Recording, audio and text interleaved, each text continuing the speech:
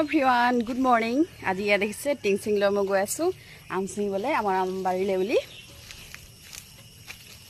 এয়া আমবাৰী পাই গ'লোঁ। অলপ আম আচাৰ বনাম বুলি ভাবিছোঁ। ইয়াত দেখিছোঁ আমাৰ আম গছ, দুজোপা আম গছ আছে। এজোপাত এইবছৰ নালাগিলে, বহুত কম লাগিলে, সেইটো কাৰণে মই এইটো মিঠা জাত আমাৰ ডাঙৰ জাত আম হয়।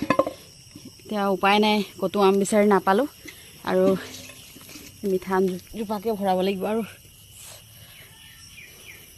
গোটেই মকৰা জাল, কিছুমান সৰু সৰু আছে, কিছুমান ডাঙৰ ডাঙৰ আছে। পকিলেও খাবলৈ নাপাওঁ আমখিনি, গোটেইখিনি বান্দৰে খাই দিয়ে। ইয়াত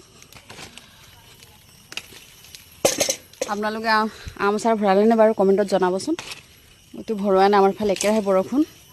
দেখিছোঁ বহুত জেগাত ইমান বানপানী, মানুহবিলাক ইমান কষ্টেৰে আছে, কিন্তু আমাৰ ইয়াতে বানপানী হোৱা নাই। আমি বহুত শান্তিৰে আছোঁ।